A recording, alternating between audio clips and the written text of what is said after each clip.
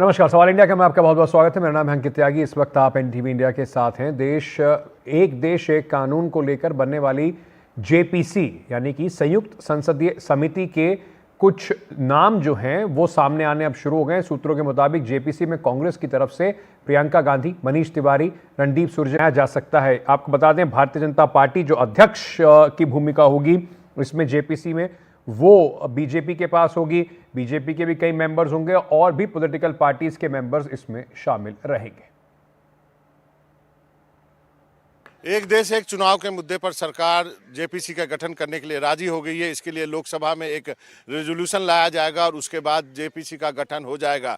JPC के गठन की प्रक्रिया ये है कि करीब 30 सदस्य होते हैं और एक चेयरमैन होता है, यानी कुल 31 सदस्य होंगे इसमें। और जिस पार्टी की जितनी संख्या है उसके अनुसार इसमें जो है वो सदस्य चुने जाएंगे। कांग्रेस पार्टी की तरफ से जिन 4 नामों की चर्चा चल रही है सूत्रों के हवाले से, उसमें मैं आपको बता दूं कि प्रियंका गांधी हैं, सुखदेव भगत जो कि झारखंड से सांसद है वो है, मनीष तिवारी के नाम की चर्चा है और रणदीप सुरजेवाला। इन 4 नामों की चर्चा है कि इनको जो है जेपीसी में शामिल किया जाएगा कांग्रेस की तरफ से। इसमें प्रियंका गांधी के नाम के वजह से आप कह सकते हैं कि ये एक पहली बार सांसद बन के आई हैं। अभी कुछ दिन पहले जो है वायनाड के बाई इलेक्शन में जीत के आई हैं और उसके बाद कुछ ही दिनों के बाद संसद में आने के बाद उनको जेपीसी में कांग्रेस पार्टी के तरफ से रखा जा रहा है। ये एक काफ़ी सिग्निफिकेंट और महत्वपूर्ण मूव आप कांग्रेस के तरफ से कह सकते हैं प्रियंका गांधी को लेकर के है।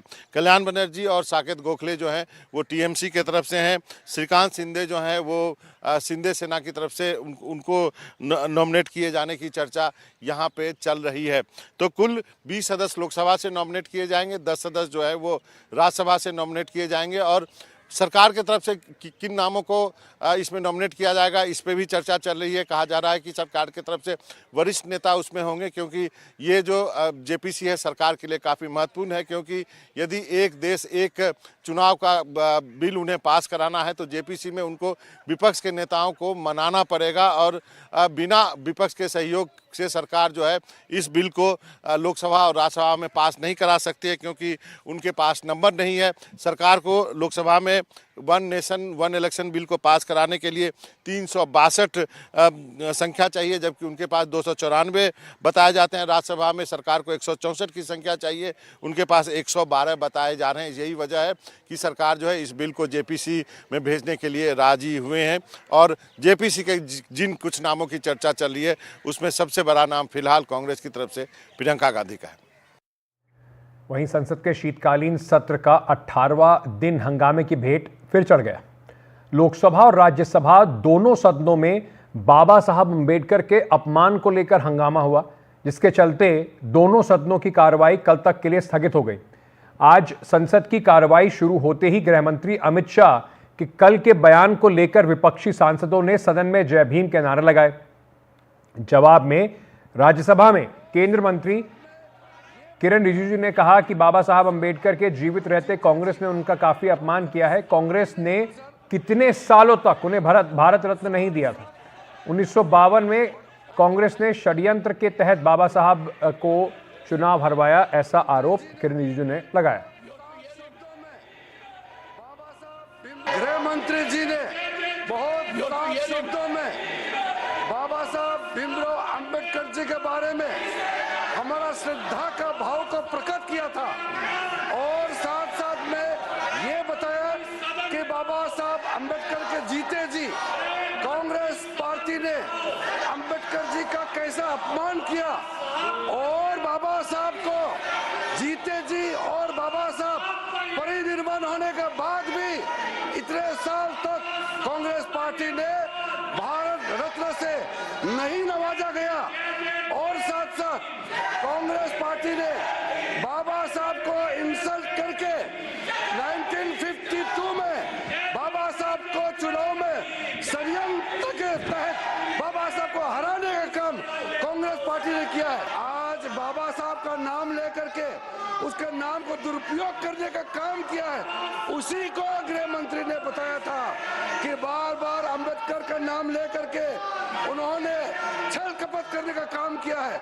जो बाबा साहब का अपमान शाह ने किया है वो गलत है, इसीलिए वो मैं आई डिमांड हिज रेसिग्नेशन, ये बात कहकर बाबा साहब का अपमान किया, संविधान का अपमान किया और वो मंशा जो उनके दिमाग में है कि उनकी जो मनुस्मृति की आइडियोलॉजी है वो और आरएसएस की आइडियोलॉजी जो है वो दर्शाता है कि वो खुद वो बाबा साहब अम्बेडकर के संविधान को रेस्पेक्ट नहीं देना चाहते हैं।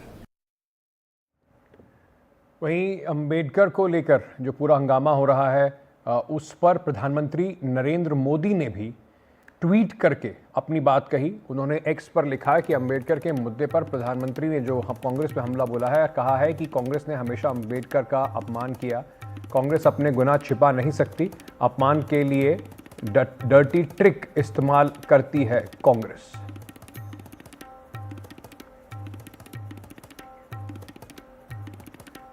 चलिए अब बात करते हैं किसान आंदोलन के बीच संसदीय पैनल ने फसलों पर एमएसपी यानी न्यूनतम समर्थन मूल्य की कानूनी गारंटी देने की सिफारिश की है। किसान लंबे समय से एमएसपी की कानूनी गारंटी की मांग कर रहे हैं। कृषि, पशुपालन और खाद्य प्रसंस्करण समृद्धि स्थायी समिति ने पीएम किसान सम्मान निधि योजना के तहत सालाना मिलने वाली 6,000 रुपये की आर्थिक राशि को दुगना यानी कि 12,000 रुपये सालाना करने की सिफारिश की है। कांग्रेस सांसद चरणजीत सिंह की अध्यक्षता वाली इस समिति का मानना है कि प्रधानमंत्री किसान योजना का दायरा बढ़ाया जाए और इसमें काश्तकारों और खेत मजदूरों को भी शामिल किया जाए। इसके अलावा समिति ने किसान करते हुए इसे कृषि, किसान और खेत मजदूर कल्याण मंत्रालय नाम देने की भी अपील की है।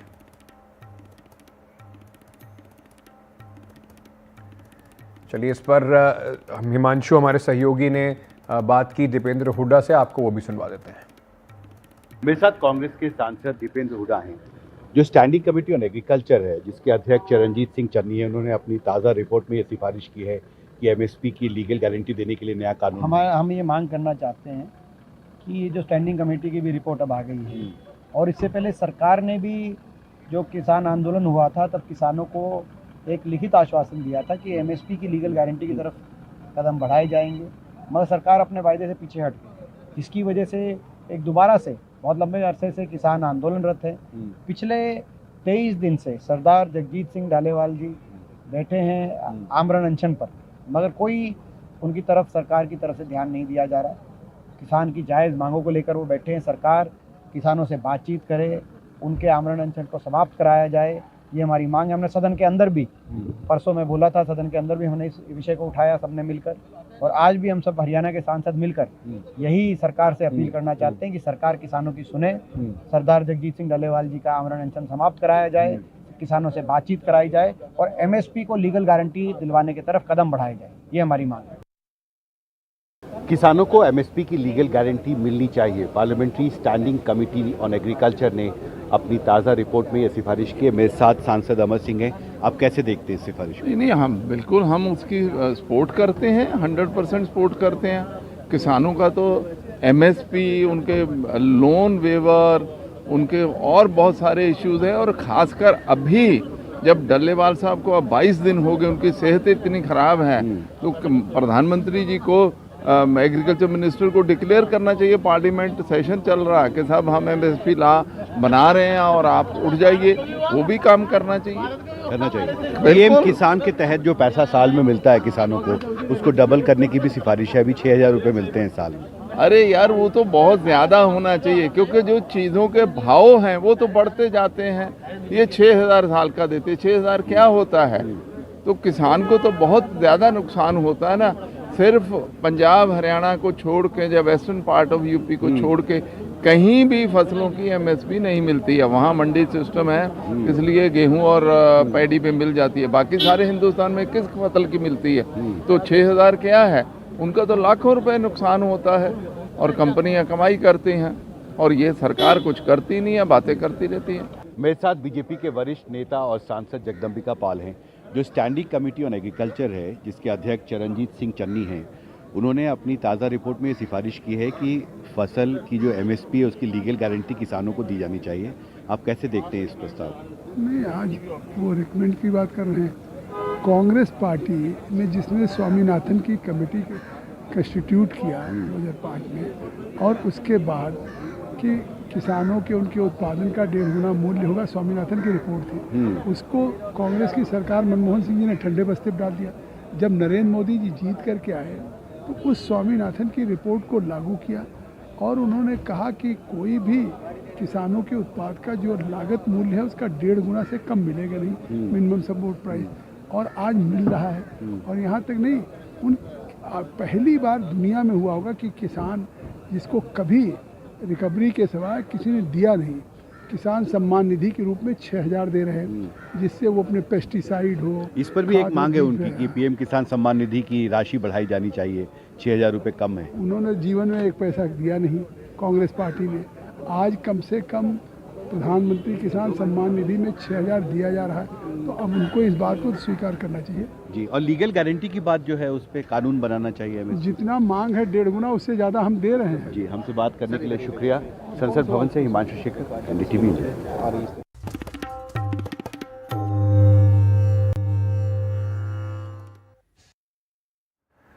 बाबा साहब अंबेडकर के कथित अपमान को लेकर अब आम आदमी पार्टी भी उग्र प्रदर्शन कर रही है। बीजेपी के दफ्तर के बाहर प्रदर्शन हो रहा है। अरविंद केजरीवाल इस वक्त बातचीत कर रहे हैं, आपको सुनाते हैं। साहब अंबेडकर के खिलाफ है, संविधान के खिलाफ है, और अब बीजेपी के जितने समर्थक हैं उनको तय करना पड़ेगा, उनको चुनना पड़ेगा। या तो वो बीजेपी के साथ हैं या बाबा साहब अंबेडकर के साथ हैं। आप दोनों के साथ नहीं हो सकते। भारतीय जनता पार्टी के शीर्ष नेतृत्व ने यह साफ कर दिया है कि वो बाबा साहब अंबेडकर के खिलाफ हैं। तो भारतीय जनता पार्टी के समर्थकों को अब तय करना पड़ेगा कि आप बीजेपी के साथ हो कि बाबा साहब अंबेडकर के साथ हो। हम मांग करते हैं कि अमित शाह जी के खिलाफ सख्त से सख्त कार्रवाई की जाए, ताकि जितने लोगों में रोष है वो रोष खत्म तो नहीं हो सकता, लेकिन वो गुस्सा कम हो सकता है अगर उनके खिलाफ सख्त कार्रवाई की जाएगी। तो हम देश के कोने कोने में इस संदेश को लेके जाएंगे, इस बात को लेके जाएंगे कि किस तरह से भारतीय जनता पार्टी और किस तरह से उनका शीर्ष नेतृत्व बाबा साहब का अपमान कर रहा है। दिल्ली के चुनाव है, दिल्ली में हम कोने कोने में, घर घर में इस बात को लेके जाएंगे कि किस दिल्ली में बुजुर्गों के लिए आम आदमी पार्टी ने एक बड़ी घोषणा की है। अरविंद केजरीवाल ने बुजुर्गों के लिए संजीवनी योजना का ऐलान किया। संजीवनी योजना के तहत दिल्ली के सभी बुजुर्गों का मुफ्त इलाज किया जाएगा। अमीर गरीब सभी वर्गों के बुजुर्ग को संजीवनी योजना में लिया जाएगा। अरविंद केजरीवाल ने कहा कि सरकारी अस्पताल हो या प्राइवेट, 60 साल के ऊपर के बुजुर्गों का मुफ्त इलाज दिल्ली में कराया जाएगा। सरकार उसका पूरा खर्चा उठाएगी।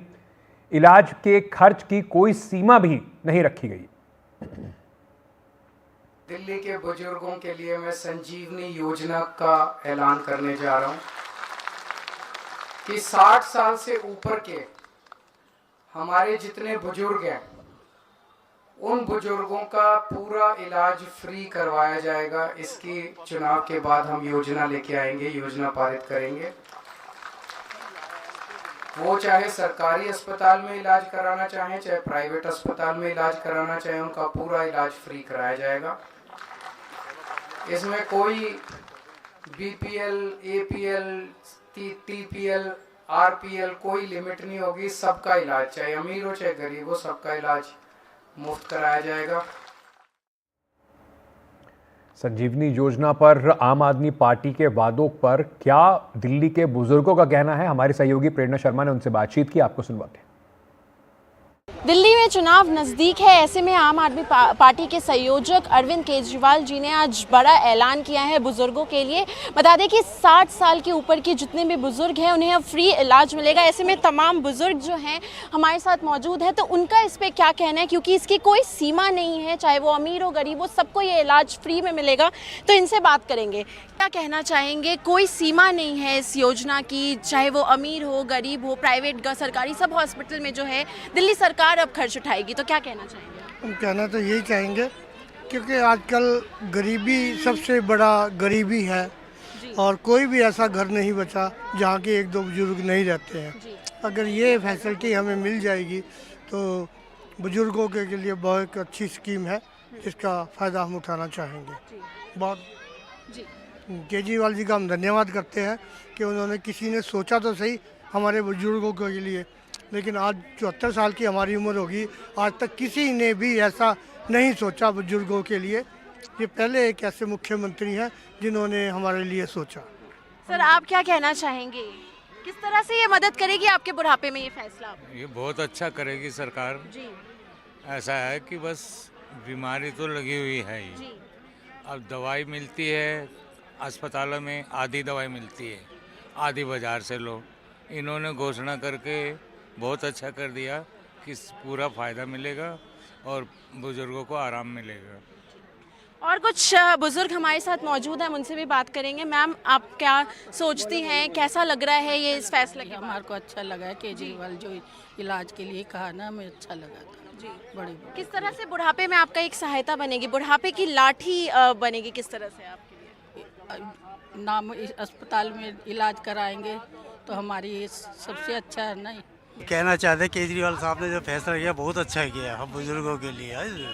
हम चाहते हैं आने वाले समय में इन्हीं की सरकार है, तो जी इसके लिए यही कहना चाहता हूँ। आज तक ऐसा किसी सरकार ने नहीं किया है कि सबके लिए फ्री। हमारे केजरीवाल साहब ने किया, बहुत अच्छा किया, किसी भी ने नहीं किया आज तक।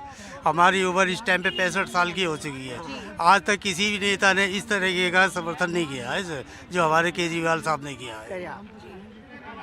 आप क्या कहना चाहेंगी, कैसा लग रहा है ये योजना के बारे में सुन के? योजना तो बहुत ही अच्छी है। अब ये देखिए ना, आम आदमी पार्टी है तो आम लोगों के लिए ही सोचा इन्होंने, और किसी के लिए नहीं है। आखिर बच्चे इस टाइम पे आकर बुजुर्ग लोगों को भूल जाते हैं, इन्होंने याद रखा है कि मेरे घर में भी बुजुर्ग है और ये बुजुर्ग मेरे ही हैं, किसी और से नहीं है। तो आप सुन सकते हैं कि किस तरह से जो बुजुर्ग हैं वो काफ़ी खुश नज़र आ रहे हैं कि उन्हें उनके बुढ़ापे में जो है एक लाठी मिल गई है, एक सहारा मिल गया है इस योजना के रूप में।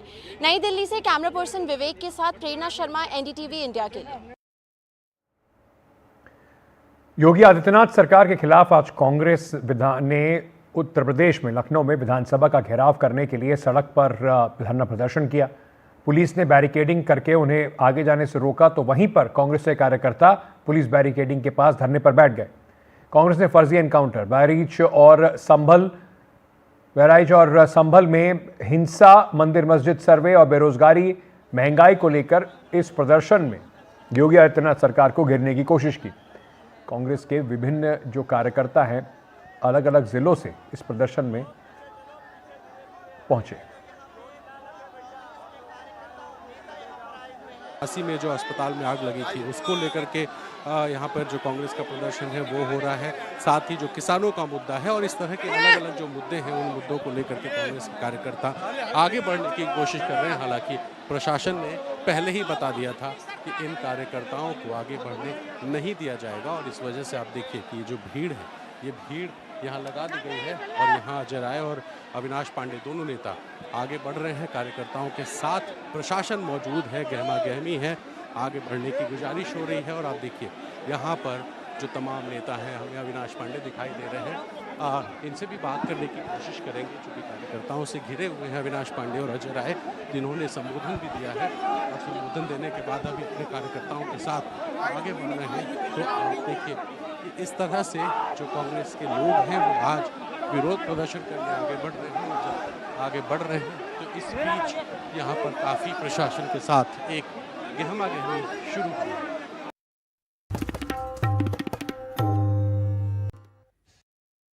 कांग्रेस अध्यक्ष और राज्यसभा में नेता प्रतिपक्ष मल्लिकार्जुन खड़गे इस वक्त प्रेस ब्रीफिंग कर रहे हैं। उनकी प्रेस कॉन्फ्रेंस में सीधे आपके लिए चलते हैं। श्रद्धा है तो रात के 12 बजे के अंदर वो निकाल देना चाहिए, उनको ड्रॉप कर देना चाहिए, बर्खास्त कर देना चाहिए। तो हमारी डिमांड ये है कि जो व्यक्ति संविधान का शपथ लेके अंदर आता है, मिनिस्टर बनता है, मेंबर बनता है, अगर उस संविधान का अपमान करता है तो उसमें उसको कैबिनेट में रहने का कोई अधिकार नहीं है। उनको फौरन ड्रॉप करना चाहिए, बर्खास्त करना चाहिए, तभी इस देश के लोग शांत रहेंगे। नहीं तो हर जगह बाबा साहब के बारे में नारे लगाएंगे, उनके लिए जान देने के लिए भी लोग तैयार हैं। ऐसा नहीं कि कोई मिलेगा नहीं, लेकिन आज के हमारे जितने भी सुशिक्षित भी है, अनपढ़ लोग भी है, बहुत लोग भी है जो बाबा साहब अम्बेडकर के अभिमानी है। वो जात पात का सवाल नहीं है, बाबा साहब अम्बेडकर सबके हैं, वो बैकवर्ड के भी हैं और जो अति पिछड़े हुए लोग हैं, इकोनॉमिकली जो वीकर है, ये सभी लोग उनके हैं। कभी उन्होंने जात पात पर बात नहीं की, इसलिए क्योंकि वो चाहते थे जो शोषित वर्ग है, जो दलित है, जो बहुत ही कुचला गया है, उसके बारे में बात करते थे। इसका मतलब ये नहीं कि वो दूसरों के बारे में कोई सिंपैथी नहीं रखते थे, ये नहीं है, या उनके लिए कुछ नहीं लिखा। अरे डॉक्टर बाबा साहब अम्बेडकर संविधान में तो 2 कलम, आर्टिकल 3 रिजर्वेशन के है ना, 15(4) और 16(4) का तो सबको लागू है, लेकिन रिजर्वेशन का बोल रहा हूं मैं, जो है इसमें मैं आपको बताऊंगा। वो सिर्फ उतने कॉलम छोड़ के, आर्टिकल छोड़ के, बाकी सभी आर्टिकल्स सबके लिए है।